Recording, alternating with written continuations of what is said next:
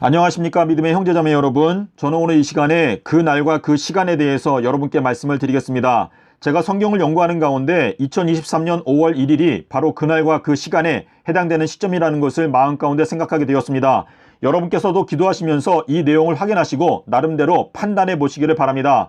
베드로전서 1장 11절에 말씀하시기를 과거에 살았던 여러 선지자들도 예수님께서 언제 십자가에서 죽으시고 언제 영광을 얻게 되시는지 그 지시한 때를 알기 위해서 성경을 상고했다라고 말하고 있습니다.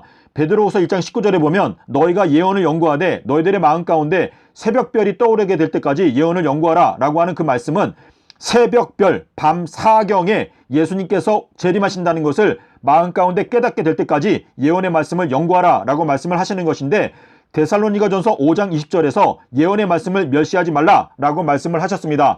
자, 그러므로 그 날과 그 시간은 아무도 모르고 아버지께서만이 아신다라고 하는 그 말씀은 아버지께서 그 나의 이름으로 보내시는 성령 보혜사 그가 오시면 너희들에게 장래에 일어나게 되는 일들을 알게 하여 주실 것이다 라고 말씀을 하셨기 때문에 요한복음 14장 26절과 요한복음 16장 13절에 근거해서 지금은 성령 보혜사께서 저희들의 마음 가운데 그 날과 그 시간에 대해서 깨닫게 해주시는 시점에 저희가 살고 있다라고 하는 마음의 믿음을 갖고 이 내용을 기도하시면서 연구해 보시기를 바랍니다.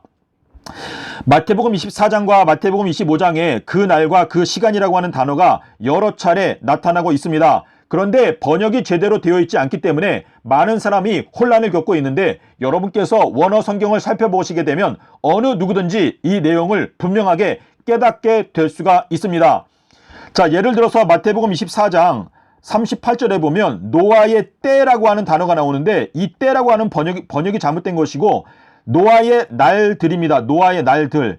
자, 노아의 날이 있고 노아의 날들이 있는데, 노아의 날들은 노아가 방주를 건축하는 날들, 다시 말해서 은혜의 기간을 뜻하고, 노아의 날은 노아가 방주에 들어가는 마지막 날을 말하고 그때를 노아의 날이라고 말합니다. 베드로전서 3장 20절에 보시면 노아가 방주를 건축하던 날들이라고 표현하고 있습니다.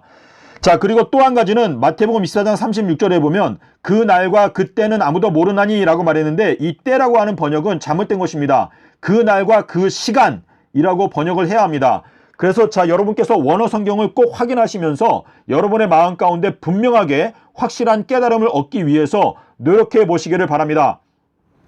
마태복음 24장 36절에서 그 날과 그 시간은 아무도 모른다 라고 말씀하시고, 38절에 가면 노아가 방주에 들어가던 그 날이라고 똑같은 그 날을 말씀하시고 있기 때문에 예수님께서 말씀하시는 그 날과 그 시간은 바로 노아가 방주에 들어갔던 그 날을 말하는 것인데, 이것은 생각지 않은 그 날이라고 24장 50절에서 말씀하시고 있습니다. 그런데 창세기 7장 4절과 9절 10절에 보면 노아가 방주에 들어갔던 그 날은 바로 시부월 10일을 말하는 것인데, 이 시부월이라고 하는 것은 감람나무라고 하는 단어에서 왔습니다.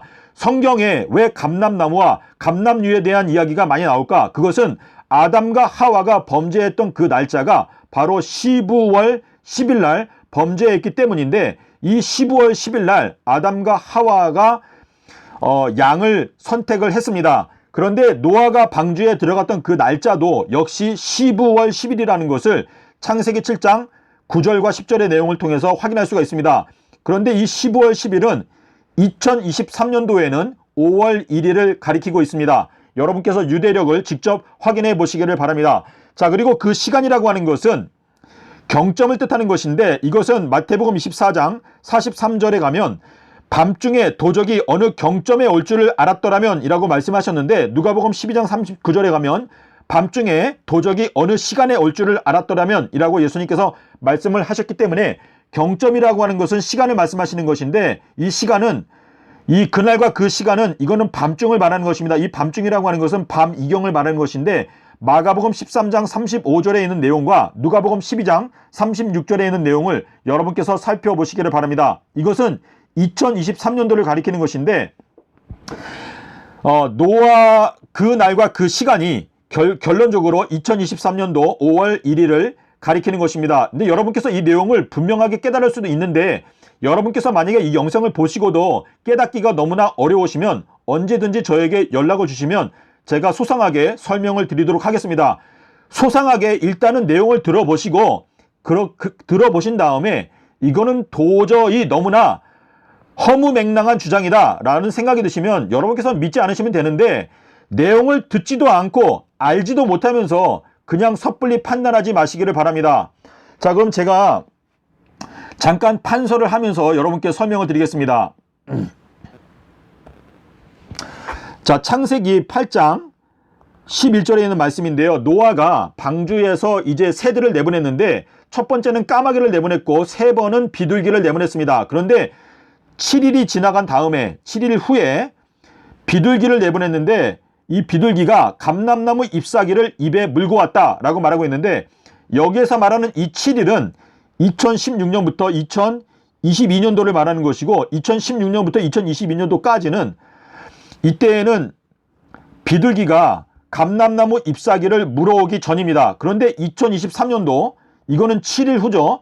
2023년도가 되었을 때 비둘기가 감람나무 잎사귀를 입에 물고 왔다라고 하는 이 말은 비둘기 성령께서 우리에게 감람나무 잎사귀를 선물로 주시는 시점이다 라고 이해할 수가 있는데, 이 감람나무라고 하는 이 단어가 바로 찌부월, 시부월을 의미하는데, 이 시부월은 열왕기상 6장 1절, 36절, 37절에 보면 솔로몬이 7년 동안에 성전을 건축하면서 시부월에 건축을 시작했다라고 말하고 있습니다. 그래서 우리가 알 수 있는 것은 2023년도는 주님께서 비둘기 성령을 통해서 우리의 마음 가운데 감람나무 잎사귀를 선물로 주시는 시점이다라는 것을 알 수가 있는데, 지금 연구하고 깨닫고 보니까 이 방주의 문이 닫히는 시점이 코앞에 와 있다는 것을 저희가 알게 되는 것인데, 2023년 5월 1일 날 방주의 문이 닫힌다라고 하는 뜻인데요. 자, 여러분께서 열왕기상 6장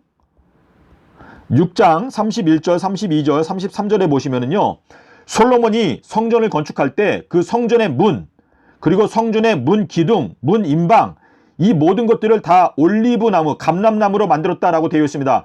그래서 이 문을 왜 감람나무로 만들었을까 하는 이것은, 우리가 생각해 볼 때 이것은 바로 이 문인데, 여러분께서 무화과나무의 비유를 말씀하신 이야기를 들어보게 되면, 무화과나무의 비유를 배워라. 잎사귀가 나고 가지가 연하여지면 인자가 곧 문들 앞에 가까이 왔다는 것을 알라 라고 말했는데, 무화과나무가 저주받게 되는 것은 2023년도라는 것은 제가 여러 차례 설명을 드렸습니다. 그래서 2023년도에 무화과나무가 저주를 받는다라고 하는 이 말씀을 예수님께서 무화과의 비유를 배우라 라고 말씀을 하시면서, 이 무화과나무가 잎사귀가 연하여지고, 그리고 가지가 연하여지고 잎사귀들이 나오는 걸 보게 되면 너희들은 인자가 문들 앞에 가까이 왔다는 것을 깨달아 알라 라고 말했는데, 이 문들이 바로 솔로몬이 말하는 그 문을 만들 때 문의 재료를 감람나무로 만들었다 라고 하는 것은 인자가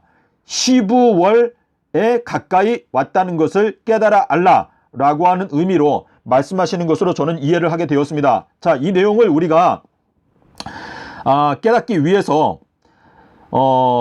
마태복음 28장 1절에 보면은요, 일주일이 저물고라고 말했습니다. 일주일이 저물고. 자, 이 저물고라고 하는 단어는 마가복음 13장 35절에서 저물 때, 밤중에, 다골 때, 새벽에, 이 저물 때를 말하는 것인데, 일주일이 저무는 것은 7년. 자, 7년이 끝나는 게 언제였냐면 2022년이었습니다. 2022년도는 안식년이기 때문에 저물게 되는 때를 말하는 것인데, 자, 예수님께서 부활하시는 장면을 보겠습니다. 부활하시는 거는 일요일날 부활하셨죠. 일요일날. 자, 일요일날 부활하셨는데 마가복음 16장 2절에 보게 되면 거기에 새벽이라고 하는 단어가 나옵니다. 새벽.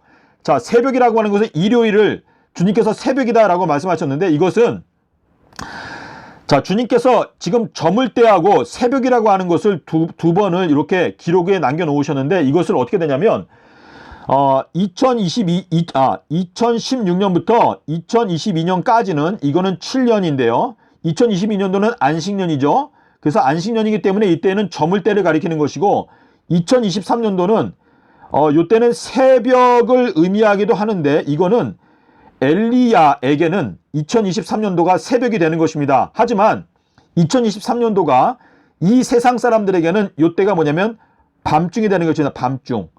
그리고 2026년도가 되면 이때는 다굴 때. 그리고 2030년도가 되면 구원 얻는 자들에게 있어서 새벽이 오는 것입니다. 자, 그래서 우리가 알 수 있는 것은 2022년도가 저물 때를 가리키고 2023년도가 밤중을 가리키는데 2023년도부터 2026년도까지가 밤중이 되는 것인데 사사기서 7장 19절부터 21절에 보면 기드온이 밤중이 시작될 때, 그러니까 밤이경 초에 보초 교대하는 시간에 그때 기드온이 항아리를 깨뜨리고 횃불을 높이 들었다라고 말을 하고 있는데요. 여러분께서 이 내용을 생각해 보시면 얼마든지 이해할 수 있다고 생각하는데, 자, 7이라고 하는 것도 7일이 있고 7년이 있고 또 70주일이 있고 또 7천년이 있습니다. 주님께서 이 7이라고 하는 숫자를 통해서 우리에게 이 지구 역사의 7030년을 우리에게 깨닫게 해주려고 말씀을 하시는 것이거든요. 여러분께서 이 내용을 생각해 보시면, 제가 오늘 여러분께 말씀드린 내용이 여러분의 마음 가운데 이해가 되기를 바라는데요.